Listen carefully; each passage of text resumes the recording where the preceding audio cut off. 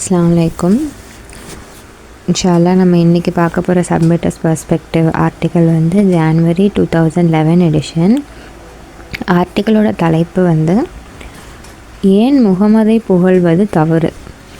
So Mohammed நபியோட மவுத்துக்கு அப்புறமா ரொம்ப நாள் கழித்து கூட இல்லை, ரொம்ப சீக்கிரமாகவே வந்து மனிதனால் உருவாக்கப்பட்ட ஒரு பழக்கமாக வந்து என்ன ஆச்சு அப்படின்னா, முஸ்லீம்களால் முகமது நபியை ப்ரேஸ் பண்ண ஆரம்பிச்சிட்டாங்க. அது வந்து அவரோட விருப்பத்திற்கு அகேன்ஸ்டாக அல்லாவோட தெளிவான கட்டளைகள் குரானில் இருந்தும் அதுக்கு எல்லாத்துக்குமே அகேன்ஸ்டாக மக்களால் உருவாக்கப்பட்ட ஒரு பழக்க வழக்கமாக தான் இது வந்து இருக்குது.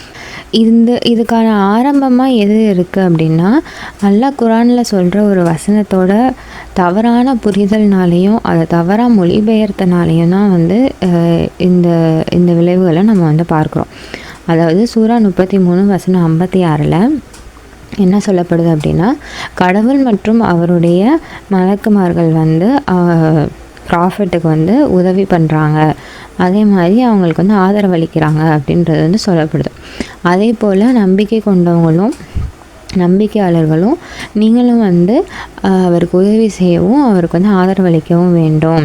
அது மாதிரி அவரை எப்படி நீங்கள் வந்து ரிகார்ட் பண்ணணுமோ அந்த மாதிரி நீங்கள் வந்து பார்த்துக்கணும் அப்படின்னு வந்து சொல்கிறாங்க. ஸோ இதில் என்ன தப்பு நடந்திருக்கு அப்படின்னா, ட்ரெடிஷ்னலாக உள்ள டிரான்ஸ்லேஷன் யூசுஃப் அலி பண்ணதில் அது வந்து ரொம்ப ஒரு பாப்புலரான ஒரு மொழிபெயர்ப்பாக வந்து இருக்குது, குரானோட ஒரு மொழிபெயர்ப்பாக. அதில் தவறாக அரபி வார்த்தை சலாவத் அளிக்கிறது அப்படின்ற வார்த்தைக்கு வந்து அதை வந்து எப்படி டிரான்ஸ்லேட் சலோ அப்படின்றத வந்து எப்படி டிரான்ஸ்லேட் பண்ணியிருக்காங்க அப்படின்னா, சென்ட் பிளெஸ்ஸிங்ஸ் அப்படின்னு வந்து இது பண்ணியிருக்காங்க. அவங்களுக்கு வந்து சலாவத் சொல்லுங்கள் அப்படின்ற மாதிரி வந்து ட்ரான்ஸ்லேட் பண்ணியிருக்காங்க. எதுக்கு பதிலாக அப்படின்னா, அவங்களுக்கு வந்து உதவி செய்யுங்க, அவங்களுக்கு வந்து அவங்களுக்கு ஆதரவளிங்க அப்படின்ற வார்த்தைக்கு பதிலாக இந்த மாதிரியான வார்த்தை வந்து மாற்றி மொழிபெயர்க்கப்பட்டிருக்கு. ஸோ யூசுஃப் அலியோட டிரான்ஸ்லேஷன் சூரா 33:56 எப்படி இருக்குது அப்படின்னு பார்த்தோம் அப்படின்னா, அல்லாஹ் மற்றும் மலக்குமார்களும் வந்து ப்ராஃபட் நபிக்கு வந்து அவங்களோட பிளெஸ்ஸிங்ஸை வந்து அனுப்புகிறாங்க. அதே மாதிரியே நம்பிக்கையாளர்கள் நீங்களும் வந்து உங்களோட பிளெஸ்ஸிங்ஸை அவங்களுக்கு வந்து அனுப்பணும், அவருக்கு வந்து அனுப்பணும். அதே மாதிரி அவங்கள வந்து ஃபுல்லாக நீங்கள் வந்து ரெஸ்பெக்ட்ஃபுல்லாக நடத்தணும், கண்ணியத்தோட மரியாதையாக நடத்தணும், அதே மாதிரி சல்யூட் பண்ணணும் அப்படின்ற மாதிரி சொல்லியிருக்காங்க. ஸோ இந்த வசனத்தில் சொல்லப்படுற ப்ராஃபட் நபி அப்படின்றது வந்து முகமது உயிரோடு இருக்கும்போது மட்டும்தான் வந்து முகமதுக்கு வந்து அது அப்ளை ஆகும். ஸோ இந்த வசனத்தை தான் ஷைத்தான் வந்து முஸ்லீம்களை முகமதை நினைவு கூறுறதுக்கு ஏற்ற மாதிரி இந்த வசனத்தை வச்சு தான் அவங்கள வந்து அவன் ட்ரிக் பண்ணி ஏமாத்துறான். ஸோ இது மூலயமா என்ன ஆகுது அப்படின்னா, தொடர்ந்து கடவுளை மட்டும் நினைவு கூறுறதுலேருந்து முஸ்லீம்ஸை வந்து அவன் வந்து வழிகேட்டில் அனுப்பிச்சிடுறான். சூரா 33 வசனம் 41 42 நம்பிக்கையாளர்களே, அதில் வந்து என்ன சொல்கிறாங்க அப்படின்னா, நம்பிக்கை கொண்டவர்களே நீங்கள் உங்களோட கடவுளை மட்டும்தான் வந்து தொடர்ந்து நினைவு கூர்ந்துக்கிட்டே இருக்கணும். அடிக்கடி நீங்கள் கடவுளை மட்டும்தான் நினைவு கூறணும், இரவும் பகலும் அவரை வந்து துதிங்க அப்படின்றது வந்து சொல்லப்படுது. ஸோ நம்மளோட எண்ணங்களை, நம்மளோட மைண்டை எது வந்து அதிகமாக ஆக்கிரமிக்குதோ, நம்மளோட நேரத்தை, அதுதான் நம்மளோட கடவுள் அப்படின்றத நம்ம வந்து பார்க்குறோம்.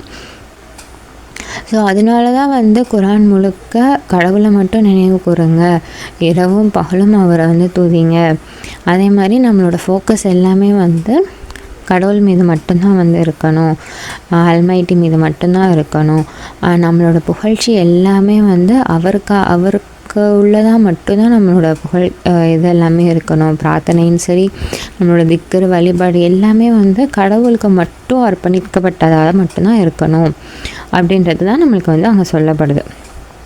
ஸோ இதுக்கு அகேன்ஸ்டாக தான் நார்மல் சோகால் முஸ்லீம்ஸ் வந்து முகமது நபியை துதிக்கிறது, அவரை நினைவு கூறுறது இந்த வசனத்துக்கு அகேன்ஸ்டாக வந்து போகுது.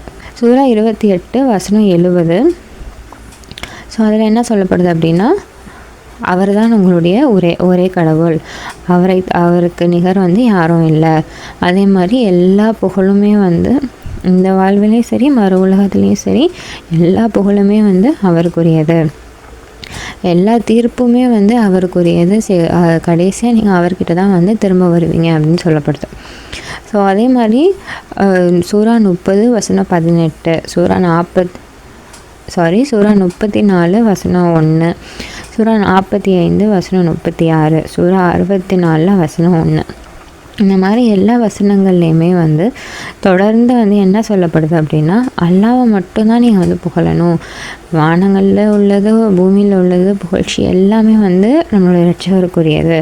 நீங்கள் ஈவினிங்லேயும் சரி, மாலை பொழுதுலேயும் சரி, உங்களுடைய மதிய வேலையிலையும் சரி, எல்லா டைமே நீங்கள் வந்து உங்களோட இரட்சகரை மட்டும்தான் வந்து நினைவு கூறணும், அவரை மட்டும்தான் வணங்கணும் அப்படின்றது வந்து நம்மளுக்கு தொடர்ந்து இந்த வசனங்கள் எல்லாத்தையுமே வந்து அதெல்லாம் நம்மளுக்கு நினைவு கூறிக்கிட்டே வந்து இருக்காங்க. ஸோ இதில் இந்த வசனங்களில் சொல்லப்படுற மாதிரி எல்லா புகழ்ச்சியும், எல்லா வணக்க வழிபாடும் எல்லாத்துமே வந்து எல்லா ப்ரைஸ் எல்லாமே வந்து அல்லாஹ்வுக்கு மட்டும்தான் உரியது அப்படின்னா, அப்புறம் நம்ம எதுக்கு வந்து முகமது நபியை வந்து ப்ரைஸ் பண்ணணும்? இல்லை முகமது நபி இல்லைன்னா வேறு எந்த ஒரு மனிதனையுமே நம்ம எதுக்கு வந்து ப்ரைஸ் பண்ணணும் அப்படின்றத ஒரு கேள்வியாக வந்து இருக்குது. ஸோ முகமது நபியை புகழ்கிறது, அவரை ப்ரைஸ் பண்ணுறது, அவருக்கு ஸலவாத் சொல்கிறது தவறு அப்படின்றதுக்கான நிறையா காரணங்கள் வந்து இருக்குது. அது என்னென்னன்றதை நம்ம வந்து பார்க்கலாம்.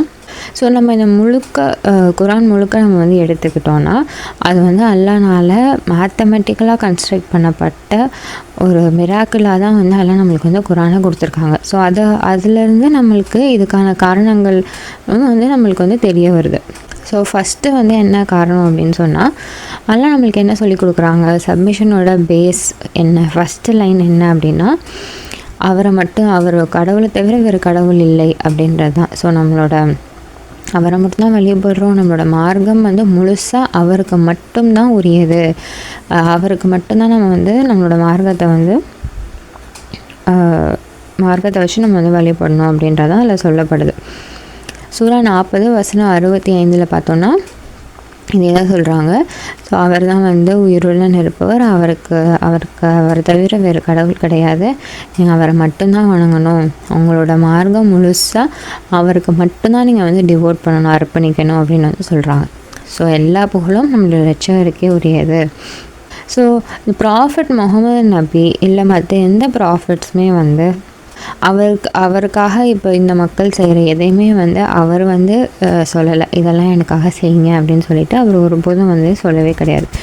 அவர் சொல்லியிருக்க வாய்ப்பும் இல்லை. ஏன் அப்படின்னா, அவர் அல்லாஹ்வுக்கு அடிபணிந்த ஒரு நன்னெறியாளராக, ஒரு ஹம்பிளான அல்லாஹ்வோட ஒரு சர்வெண்ட்டாக, அடியாளராக தான் அவர் வந்து வாழ்ந்திருக்கார்.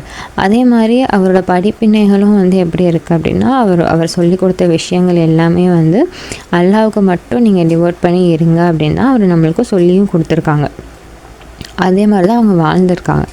ஸோ அவங்கள வழிபடணும், அவங்கள ப்ரைஸ் பண்ணணுன்ற மாதிரி அவங்க கண்டிப்பாக சொல்லியிருக்க வேண்டிய அவசியம் கிடையாது. சூரா 3 வசனம் 79. ஸோ அதில் வந்து என்ன சொல்லப்படுது அப்படின்னா, வேதம் கொண்டு அருள்பாலிக்கப்பட்ட, அது மட்டும் இல்லாமல் தூதுத்துவத்தை கொடுக்கப்பட்ட ஒரு மனிதர், அல்லாஹ்னால தூதுத்துவத்தை கொடுக்கப்பட்ட ஒரு மனிதர் மக்கள்கிட்ட போய் கடவுளை தவிர என்னையை வந்து கடவுளுக்கு பதிலாக நீங்கள் என்னையை வந்து இணை தெய்வமாக வச்சுக்கோங்க அப்படின்ட்டு வந்து அவர் ஒருபோதும் சொல்லியிருக்கவே மாட்டார். அதுக்கு பதிலாக அவர் என்ன சொல்லியிருப்பார் அப்படின்னா, உங்களை முழுசாக வந்து நீங்கள் உங்களுடைய இரட்சகருக்கு மட்டும் அர்ப்பணிச்சுக்கோங்க அப்படின்னா அவர் வந்து சொல்லியிருப்பார். ஸோ இந்த வேதத்துக்கு ஏற்ப தான் நீங்கள் வந்து உங்களோட ப்ரீச்சிங்ஸ் வந்து அது மாதிரி தான் வந்து இருக்கணும். அதுதான் வந்து அந்த வசனத்தில் வந்து சொல்கிறாங்க. ஸோ குரான் தான் வந்து கடவுளோட இறுதி செய்தியாக வந்து இருக்குது. இந்த மனித குலத்திற்கான இறுதி செய்தியாக குரானை தான் எல்லாம் வந்து கொடுத்துருக்காங்க. ஸோ இது வந்து இதுக்கு முன்னாடி வந்த வேதங்கள் எல்லாத்தையுமே வந்து கன்ஃபார்ம் பண்ணுது. அதே மாதிரி நம்மளோட மீட்சிக்கான ஒரே வழியாக வந்து குரான் தான் வந்து இருக்குது. ஒரே வழி வந்து என்ன அப்படின்னா, நம்ம அல்லாஹ்வை மட்டும்தான் வழிபடணும் அப்படின்றத நம்மளுக்கு குரான் மூலியமாக தான் நம்ம வந்து தெரிஞ்சுக்கிறோம்.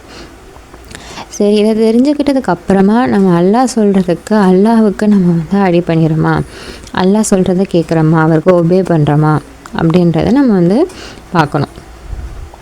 ஸோ ரெண்டாவது ரீசன் வந்து என்ன அப்படின்னா, ஏன் இது தவறு அப்படின்னா, தொடர்ந்து முகமதை வந்து ப்ரேஸ் பண்ணிக்கிட்டே இருக்கிறது வந்து கடவுளுக்கு பதிலாக முகமது நபியை ப்ரேஸ் பண்ணுறது வந்து ஐடல் வர்ஷிப்க்கு நம்மளை இழுத்துட்டு போகிறதுக்கான ஷைத்தானோட ஒரு ட்ராப்.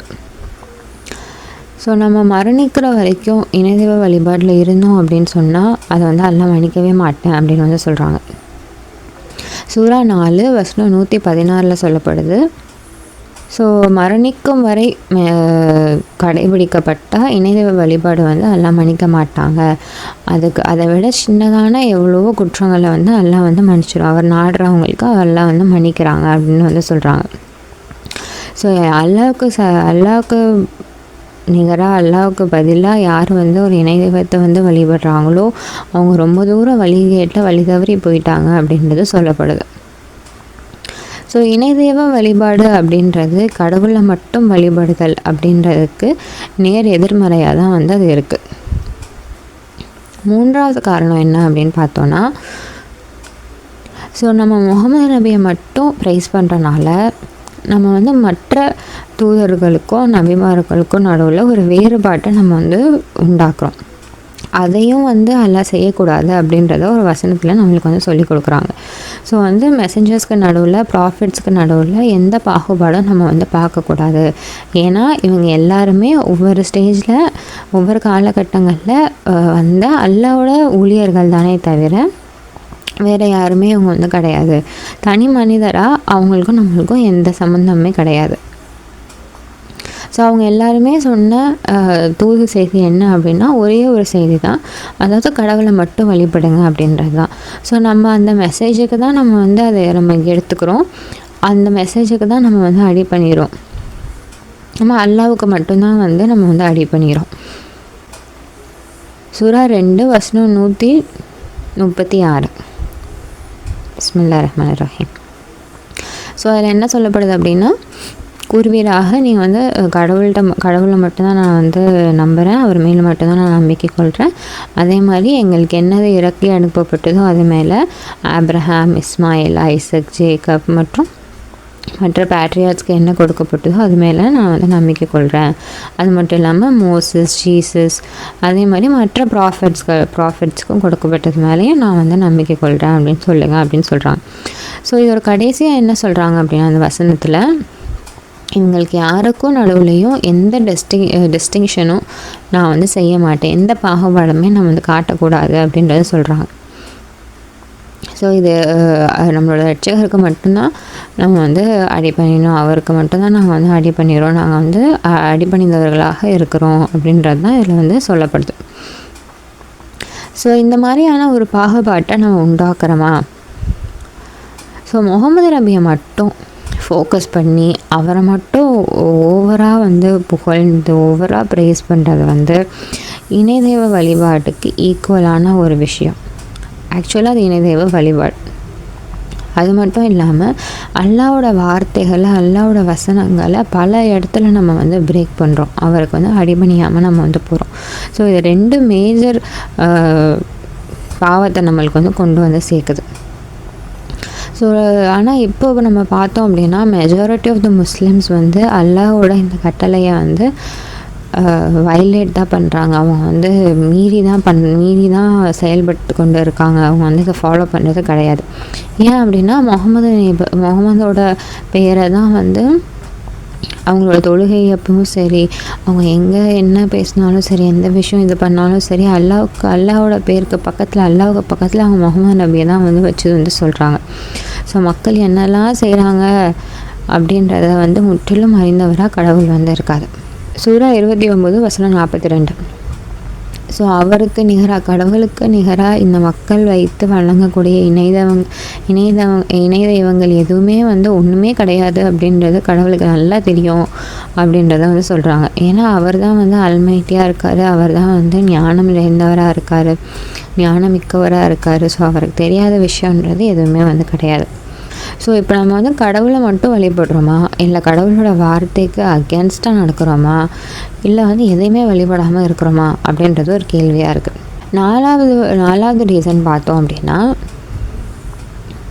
ஸோ இந்த மக்கள் எதுக்கு வந்து முகமதை ப்ரேஸ் பண்ணுறாங்க அப்படின்றதுக்கான காரணத்தை பார்த்தோம் அப்படின்னா, ஏன்னா காரணம் என்னவாக இருக்குது அப்படின்னா, தீர்ப்பு நாள் அன்னைக்கு முகமது நபியை ஃபாலோ பண்ணுறவங்க எல்லாத்தையுமே முகமது நபி வந்து அவர் பரிந்துரை பண்ணி அல்லாஹ் கிட்ட பரிந்துரை பண்ணி அவங்கள வந்து சொர்க்கத்துக்கு வந்து கொண்டு போயிடுவார் அப்படின்றது தான் அவங்களோட எண்ணமாக வந்து இருக்குது. ஸோ இதனால அது ரீசனாக அவங்களோட இன்டர்செஷன் பரிந்துரை அப்படின்றது வந்து அதுவும் தப்பு, அந்த மாதிரி ஒன்று கிடையவே கிடையாது அப்படின்றத எல்லாம் நம்மளுக்கு வந்து சொல்லிடுறாங்க. ஸோ இந்த மாதிரியான ஒரு எண்ணம் ஆக்சுவலாக வந்து அதுவே வந்து ஹெல்லுக்கு போகிறதுக்கான நம்மளோட டிக்கெட் அப்படின்னு வந்து சொல்கிறாங்க. ஸோ ரொம்ப அது வந்து தாமதமாகிறதுக்கு முன்னாடி நம்ம ரியலைஸ் பண்ணல அப்படின்னா இந்த ஒரு எண்ணமே நம்மளை வந்து நரகத்தில் கொண்டு போய் சேர்த்துரும் அப்படின்றது தான் சொல்லப்படுது. சூரா 10 வசனம் 18. ஸோ கடவுளுக்கு பதிலாக எந்த சக்தியுமே இல்லாத, அதுக்கு எதுவுமே நல்லதும் செஞ்சுக்க முடியாத கெட்டதும் செஞ்சுக்க முடியாத ஒன்றைதான் வந்து அவங்க போய் வழிபடுறாங்க. கேட்டால் என்ன சொல்கிறாங்க அப்படின்னா, இவங்க வந்து எங்களுக்காக பரிந்துரை செய்வாங்க அப்படின்னு வந்து சொல்கிறாங்க. அப்போ அதுக்கு பதிலாக அல்லாஹ் வந்து அவங்கள்ட்ட கேள்வி கேட்குறாங்க, அல்லாஹ்வுக்கு வானத்துலேயும் பூமியிலையும் அல்லாஹ்வுக்கு தெரியாத ஒன்று நீங்கள் போய் அவர்கிட்ட சொல்லிடுவீங்களா அப்படின்னு வந்து கேட்குறாங்க. ஏன்னா அவர் தான் வந்து புகழுக்குரியவர், மிகவும் உயர்ந்தவராக, எந்த பார்ட்னர்ஸும் தேவையில்லாத ஒருத்தராக அவர் வந்து இருக்கார். எல்லாத்தையுமே எல்லாத்துலேயுமே அல்லாஹ்வுக்கு வந்து கண்ட்ரோல் இருக்குது, எல்லாத்தையுமே அறிந்தவராக அல்லாஹ் வந்து இருக்கார். ஸோ இன்னொருத்தர் வந்து சொல்லி தான் வந்து நம்ம ஒரு அல்லாவோட படைப்பினத்தை பற்றி தெரியணும் அப்படின்றது வந்து கிடையவே கிடையாது. அதே மாதிரி குரான்லேருந்து நம்ம வந்து என்ன கற்றுக்குறோம் அப்படின்னா, இன்டர்செஷன் பரிந்துரை அப்படின்றத வந்து அல்லாவோட நாட்டத்திற்கு ஏற்ப தான் அதுவும் வந்து இதாகும். அல்லாவோட நாட்டத்திற்கு அகேன்ஸ்டாக வந்து எந்த பரிந்துரையுமே அவங்க வந்து இருக்காது அப்படின்னு வந்து சொல்கிறாங்க. சூரா 2 வசனம் 48. ஸோ எந்த ஒரு ஆன்மாவும் மற்றொரு ஆன்மாவிற்கு உதவ முடியாத அந்த நாளை குறித்து எச்சரிக்கையுடன் இருங்கள் அப்படின்னு சொல்லப்படுது. அன்னைக்கு வந்து பரிந்துரை எதுவுமே அக்செப்ட் பண்ண மாட்டாங்க, எந்த ரேன்சம்மே நீங்கள் வந்து பே பண்ணிலாம் எஸ்கேப் ஆக முடியாது. அதே மாதிரி யாரையுமே வந்து உதவிலாம் யாருக்கும் வந்து உதவிலாம் செய்ய முடியாது அப்படின்றது சொல்லப்படுது. ஸோ இதை படித்ததுக்கப்புறமா நம்ம எல்லாமே வந்து ஒரு உண்மையை ஃபாலோ பண்ணுறோமா, இல்லை வந்து ஒரு பொய்யை வந்து நம்ம ஃபாலோ பண்ணிக்கிட்டு இருக்கோமா அப்படின்றத நமக்குள்ளேயும் நம்ம வந்து கேட்டுக்கணும். ஸோ 5வது காரணம் என்ன அப்படின்னு பார்த்தோன்னா, ஏன் முகமதை புகழ்வது தவறு அப்படின்றத பார்த்தோன்னா, ஏன் அப்படின்னா நம்மளுக்கு தேவையானவர் யார் அப்படின்னு பார்த்தோன்னா கடவுள் மட்டும்தான். முகமது நபி நம்மளுக்கு வந்து நம்மளுக்கு தேவை கிடையாது, நம்மளுக்கு தேவையானதை அவனால் கொடுக்கவும் முடியாது. சூரா 35 வசனம் 15 சொல்லப்படுது, மக்களே நீங்கள் தான் வந்து கடவுளோட தேவை உடையவர்களாக வந்து இருக்கீங்க. ஏன்னா கடவுள் வந்து யாரோட தேவையும் இல்லாதவராக அவர் வந்து இருக்கார், அவர் தான் வந்து மிகுந்த புகழுக்குரியவர் அப்படின்றது வந்து சொல்லப்படுது.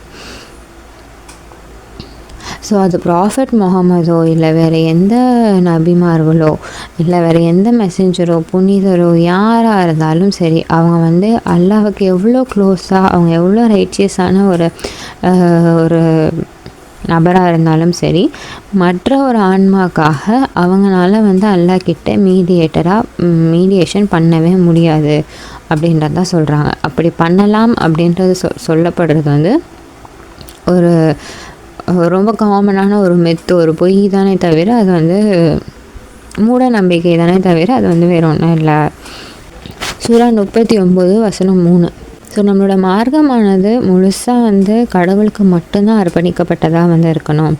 அவருக்கு நிகராக யார் வந்து இணை தெய்வங்களை வந்து அமைச்சுக்கிறாங்களோ அவங்க என்ன சொல்கிறாங்க அப்படின்னா, ஏன் நான் இவங்களை வந்து ஐடல்ஸை வந்து நாங்கள் ஏன் வணங்குறோம் அப்படின்னா, அவங்க வந்து அல்லாஹ் கிட்ட எங்களை இன்னும் க்ளோஸராக எடுத்துகிட்டு போகிறதுக்காக தான் நாங்கள் வந்து அவங்கள இணைய வைக்கிறோம் அப்படின்றதான் வந்து சொல்கிறாங்க. ஏன்னா அவங்களாம் இன்னும் வந்து அல்லாஹ் கிட்ட வந்து நெருக்கமான இடத்துல வந்து இருக்காங்க அப்படின்னு. ஸோ இந்த மாதிரியான டிஸ்பியூட்ஸுக்கு எல்லாமே அல்லாஹ் நான் வந்து ஜட்ஜ்மெண்ட் கொடுக்குறேன் அப்படின்னு வந்து சொல்கிறாங்க. இந்த மாதிரி பொய் சொல்கிறவங்களையும் டிஸ்பிலீவர்ஸையும் அல்லாஹ் வந்து ஒருபோதும் வழிநடத்தவே மாட்டேன் அப்படின்றதையும் சொல்கிறாங்க. ஸோ நம்மளை படைத்த அந்த ஒருவரான நம்மளோட கடவுள்கிட்ட இருந்து, நம்மளை அறிந்தவரான கடவுள்கிட்ட இருந்து, நம்மளை மன்னிக்கக்கூடிய சக்தி உள்ளவரான அந்த ஒரு கடவுள்கிட்ட இருந்து, கொடுக்க வரக்கூடிய அந்த வழிகாட்டல் அப்படின்றது வந்து நம்மளுக்கு ரொம்ப தேவையுடைய ஒன்றா வந்து இருக்குது. ஸோ அல்லாஹ் வந்து எல்லாத்தையுமே அறிந்தவராக வந்து இருக்காங்க. ஸோ அல்லாஹ்வோட மாபெரும் கருணையினால தான் இந்த ஒரு கருணை மற்றும் அவர் வந்து ஒரு பக்காவாக ஒரு சிஸ்டம் நம்மளுக்கு வந்து ஏற்படுத்தி கொடுத்துருக்காங்க. இந்த உலக வாழ்க்கை சரி எல்லாமே இது எதுக்காக அப்படின்னா, நம்மளுக்கு வந்து ஸ்கிரிப்சர்ஸ் வந்து கொடுத்துருக்காங்க, வேதங்கள் கொடுத்துருக்காங்க, நபிமார்கள் கொடுத்துருக்காங்க, தூதர்கள் கொடுத்துருக்காங்க. இது எல்லாத்துமே எதுக்கு அப்படின்னா, அல்லாஹ்வை மட்டும்தான் வழிபடணும் அப்படின்றதுக்காக தான்.